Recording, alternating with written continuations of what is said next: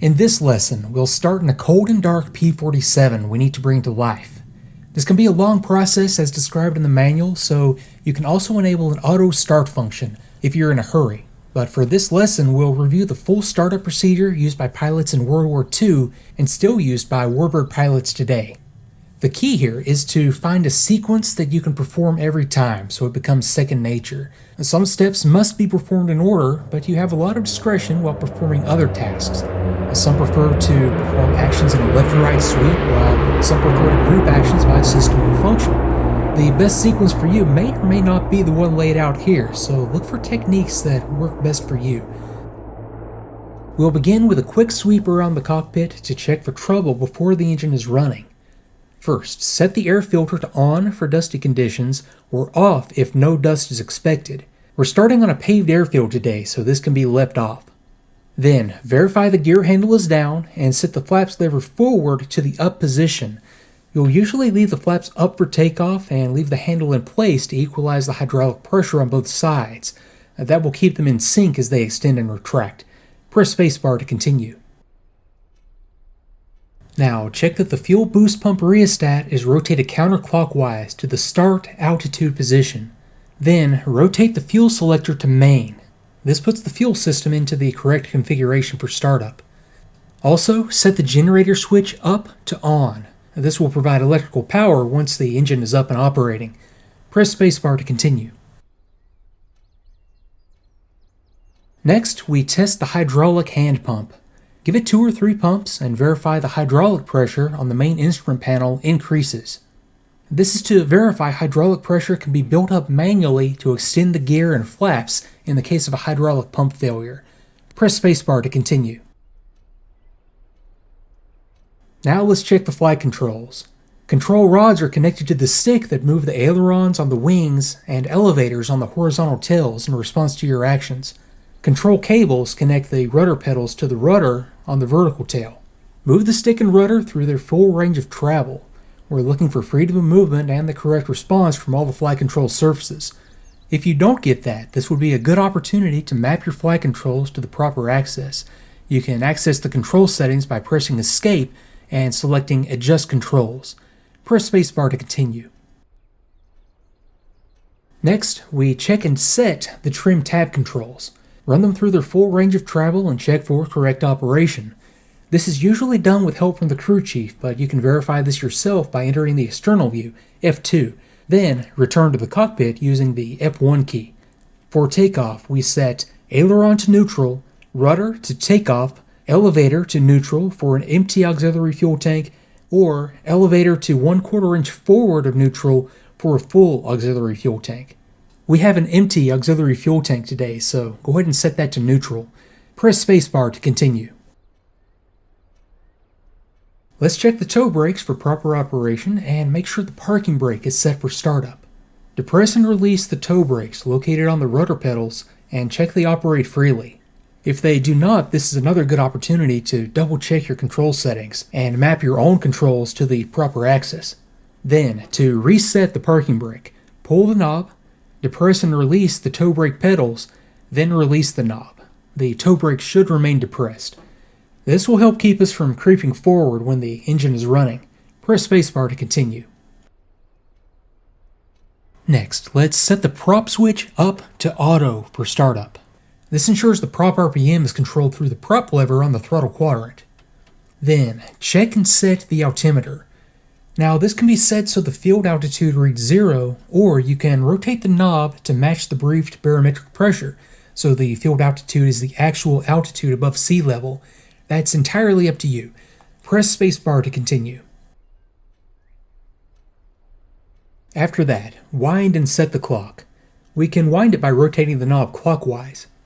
Now, the clock should already be set to local time, but you may adjust it by clicking to extend the knob, then rotating it to the desired time if you wish to work off Zulu time or some other prearranged reference. Press spacebar to continue. Next, let's open the engine cowl flaps. This is required on the ground to prevent burning of the ignition harness under the cowling. Pull the handle until the cowl flaps open fully. These are hydraulically operated, so use the hand pump to build up some pressure if there's not some in the system already. There is no gauge for their position, but you'll see them very easily looking straight ahead. Press spacebar to continue.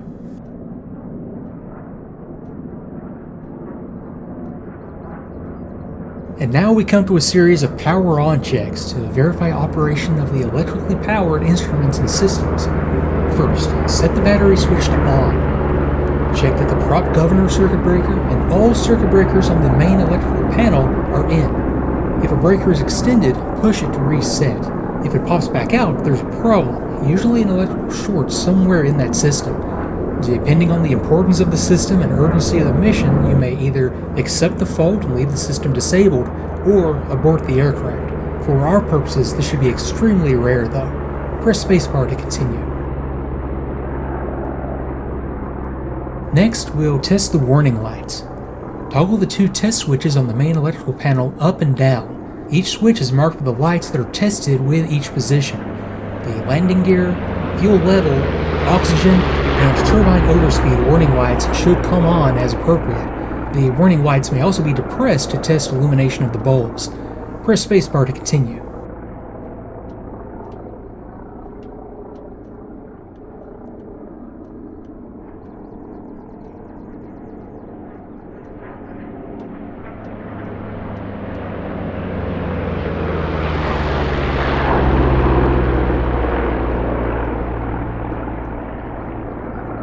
Now, check the fuel quantity indicator on the main instrument panel.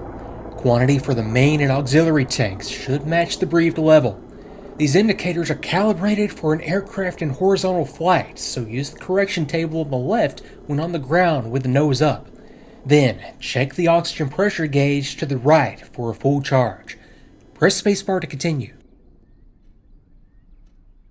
Then last, we test and set the intercooler and oil cooler shutters. Use the switches to cycle the shutters through their full range of motion as shown on the indicators just to the left.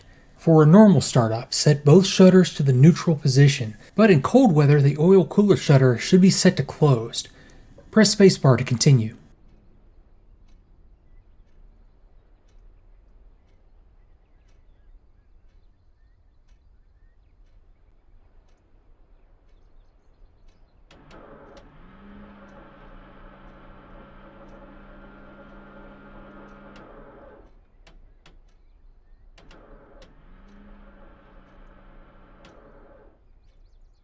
Now, return the battery switch to the off position. We'll start the aircraft using an external battery card connected later by the crew chief. We could start on the battery if needed, but using another power source for startup preserves the charge and extends the service life. Press spacebar to continue. With the basic system checks taken care of, it's time to start the engine. Let's set the levers on the throttle column to the correct position. Now check or set supercharger full aft. Throttle cracked forward about 1 inch, prop full forward, and mixture aft to idle cutoff. Press spacebar to continue.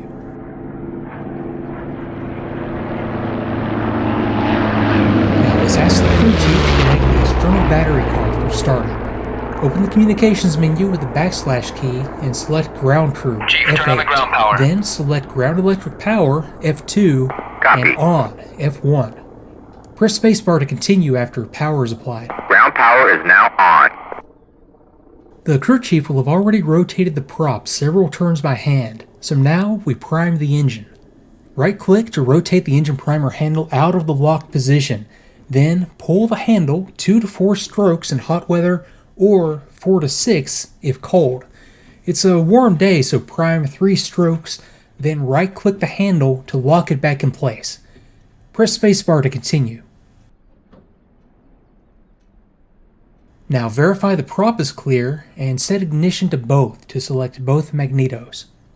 Then flick the starter switch up to engage, then back to off. This seats the starter brushes. Press spacebar to continue.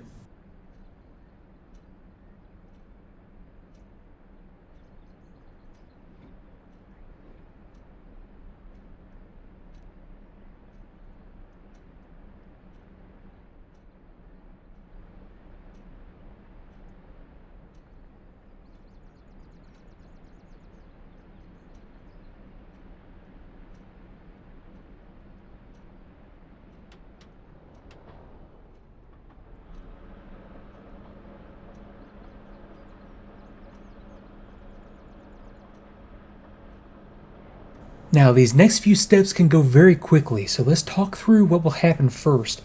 We're going to energize the flywheel for 15 to 20 seconds using the starter switch until the flywheel is up to speed. It's important to get the timing right, so we're going to use the clock at the top left as a reference. After 15 seconds, we engage the flywheel onto the engine by setting the starter switch to engage. This transfers the flywheel's energy to the engine to turn it over. We'll keep the switch held to engage until the engine fires, then move the mixture control to auto rich.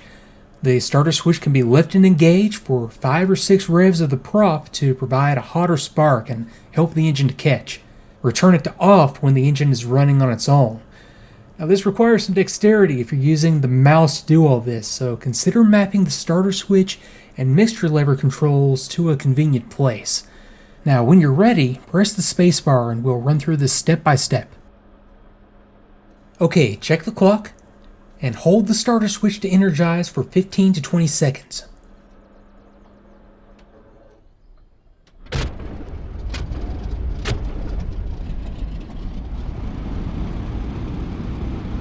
That's 15, now engage, look and listen for the engine to catch. Set the mixture lever to auto rich and release the starter switch after a few revs. We should be up and running. If it does not quite work, no problem. We can deal with that in the next step. Press spacebar to continue. Now, if the engine does not catch on the first attempt, release the starter switch and return the mixture lever to idle cutoff. Something like the engine priming, fuel supply, or electrical power probably missed along the way. You'll want to wait 1 minute to allow the starter to cool down, then double check the cockpit setup before trying again. For now though, with the engine running, turn the battery switch on and request that the crew chief disconnect electrical power. Open the communications menu with the / key and select ground crew F8, then select ground electric power F2 Chief, and turn off the off ground power. F2. Press spacebar to continue. Copy. Okay, now we need to let the engine Ground warm up power and is check it now out. off. Set the throttle so the engine RPM is about 900, and check the oil pressure right away. Shut the engine off if it's not above 25 psi within 30 seconds. Now in cold weather, you can expect an oil pressure increase to about 150 to 200 psi before it settles down to its normal range of 75 to 85 psi. The oil temperature gauge should settle down at about 50 degrees Celsius. Fuel pressure should be about 22 to 24 psi, and cylinder head temperature should settle in at about 100 to 260 degrees. Then check for proper hydraulic pressure between 800 and 1100 psi. We'll not advance the throttle above 1000 RPM until all these are squared away. It usually takes about 3 minutes for the warm-up to complete.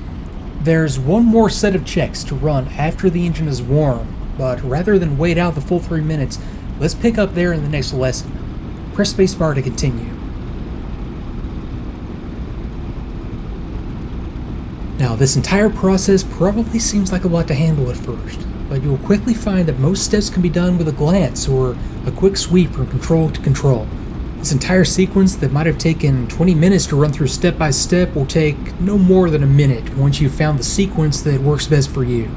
The auto start function is also an option if you just want to go for a quick flight, but having run through this entire sequence will have given you a lot of insight into how the systems work and how to use them when it counts. For now, you may feel free to continue looking around or in the lesson at any time using the escape key. We'll pick up again right here with the run-up check in the next lesson.